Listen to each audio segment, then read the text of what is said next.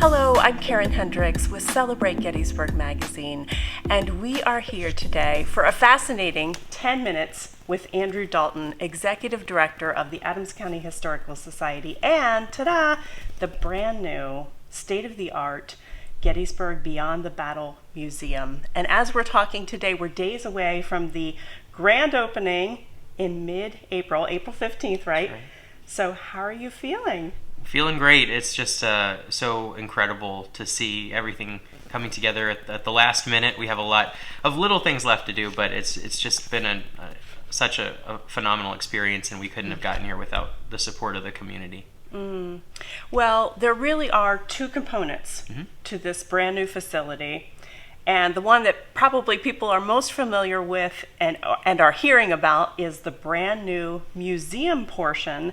And that's all on the first floor. And you're going to take us through a little sneak peek, a little tour in a few minutes. But right now we are sitting actually upstairs in what's called the research area, correct? That's so, right. So this is kind of a treasure trove of materials and resources, and really marks the first time all of these things, and it's not just these books, although it's a lot of books behind us, it's a whole expansive room that we'll show you in a moment. This is really the first time you've had everything in one place, right? That's right. We have over 1 million items in our collection dating back to prehistoric artifacts, but most of our archival material dates to the earliest settlers who arrived in the 1730s, and we have documents from the early 1700s through today. And so the research room is a great place for people to come in and discover whether they're researching an ancestor story or the history of a historic property. They can discover the information that they're looking for here to help them with their search. And this portion of the facility will also open in April. That's right, Do you April want to 20th. Yeah, April 20th. April 20th. We have appointments on our website as well for the research room, just because there's a limited number of seats, and we want to make sure we can give everyone the attention that they deserve when they're here. And I've got to imagine this is really what most historical societies are known for. Their collection of resources, invaluable things that have been collected from the community over the years. But I can't imagine many historical societies have a museum, especially one of the caliber that you're about to open. Well, thank you. And that was never something we imagined we could do when we started this project. It began as a fundraising campaign to really save our collection, which was in terrible straits. We were in an old Victorian house on the seminary campus that was falling apart, and it's just so nice to have this new climate-controlled, fire-protected facility where we can actually have access for the public. They can come in and see anything, and it's so rewarding to know that these stories that we preserve, the whole story of our community, is now safe. Yeah, and so I know as you've been ramping up for the grand opening, you've had some special groups come through for tours and sneak peeks like you're about to do with us. So what has the reaction been like? Well, we are just so excited about the museum, and we built this. It's about 5,000 square feet, and we'll walk through in a moment, but it's a chronological walk through time. It starts with dinosaurs and prehistory and goes through the Revolutionary War, the Civil War, the World Wars, and then kind of into the modern era. And we've already had a lot of visitors experience it for open houses, and some of our members have visited, and they seem to really like it. We worked hard to make it exciting and interesting, and it's more than just artifacts. It's a story. It's like walking through a movie from start to finish, and of course the story continues. But the artifacts and the experiences, we have immersive atmospheres built into the museum. You walk into a house that's caught in the middle of the Battle of Gettysburg. You sit in a tavern that's a recreation of the Geddes Tavern, which was the kind of the origin of the town of Gettysburg. And so it's more than just your traditional museum, and it's more than we ever thought we could accomplish when this project began a few years ago.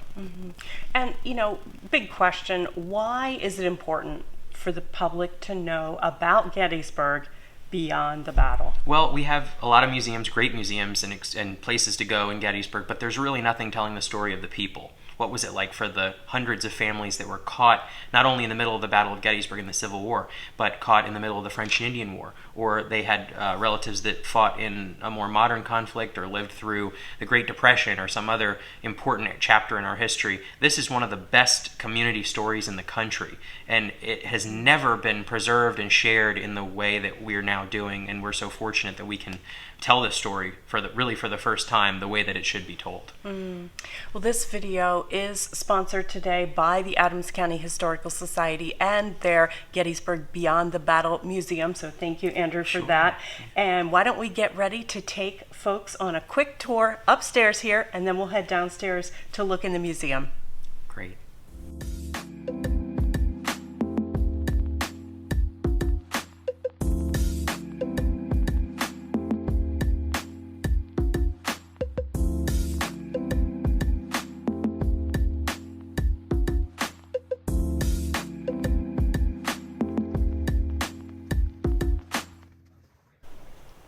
Welcome back. We are standing inside the museum now for a little preview with Andrew Dalton of the Adams County Historical Society, and there's a special section that you felt it was really important for us to see and to share with you, our viewers, because of the significance to Gettysburg, right? So tell us what we're about to see. So as we mentioned, it's chronological. You walk through kind of different eras of history, through prehistoric times, Native Americans, early settlers. In fact, the early settlers section about the first Europeans to arrive in the area is right behind us. You can see the exterior of a log cabin, some documents and deeds and maps and stories about the French and Indian War.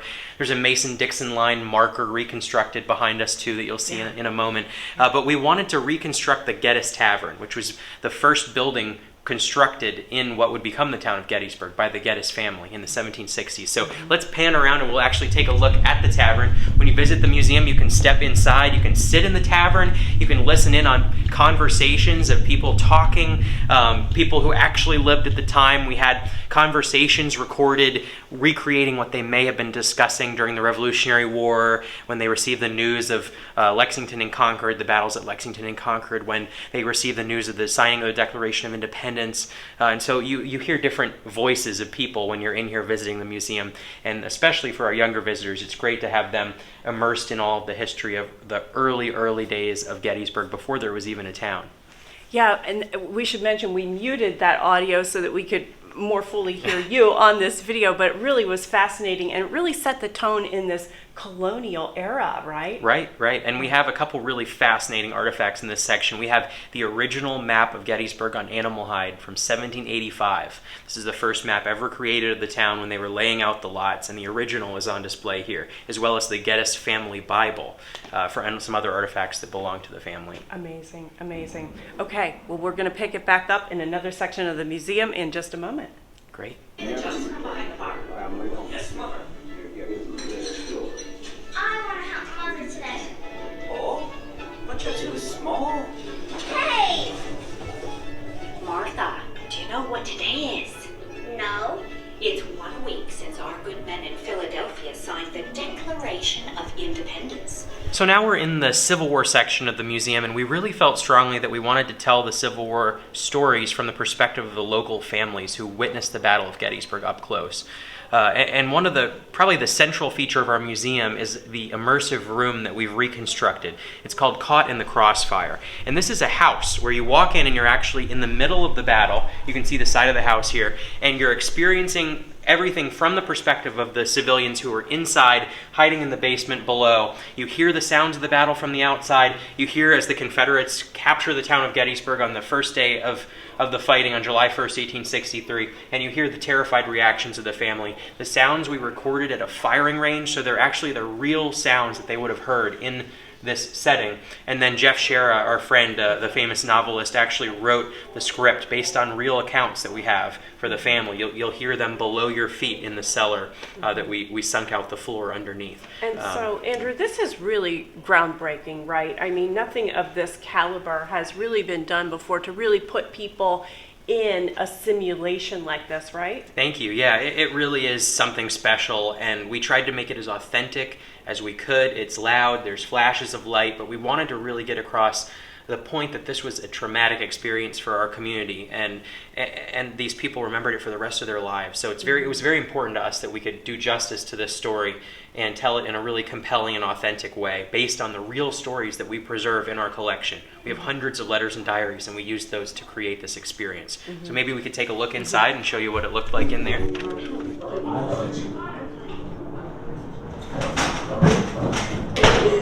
I'm scared, Mama. My doll's upstairs. She needs me. Anna, you can't get your doll right now. She'll be fine. I'm scared too, child. Come close. Sit by me. We'll be safe here. Chris! John, what's happening? The boys are running back through the town. It's awful.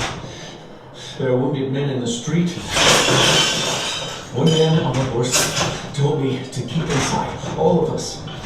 The rebels are coming. I mean, ultimately, what do you want people to take away from this experience? Well, I'd like people to recognize that there's a lot more to Gettysburg than just the battle. That this is a story that stretches through hundreds of years, but it includes some of the most remarkable periods in American history, including the Civil War, including the Revolutionary War, the French and Indian War, so many other important American moments that were played out in communities around the country, but especially here in what I think is one of the most remarkable communities in the world. And these are the stories, these are the artifacts, and we can't wait to share all of this hard work with the community, with visitors. It's just been an incredible experience, and all thanks to so many people out there who've made it possible. Yeah. Thank you so much for your time today. Thank you, our viewers, for watching 10 Minutes with Andrew Dalton. If you enjoyed this video, I encourage you to go back to our previous video where we spent 10 minutes with Jane Nutter at the Gettysburg Black History Museum. And why stop there? If you're new to our video series, go all the way back to the beginning and spend 10 minutes with Jessica Dean. She's the founder of Celebrate Gettysburg magazine. Get to know her and many other fascinating people here, right here in Adams County, that expand their stories beyond the pages of our magazine. Thank you again for joining us. I'm Karen Hendricks for Celebrate Gettysburg magazine.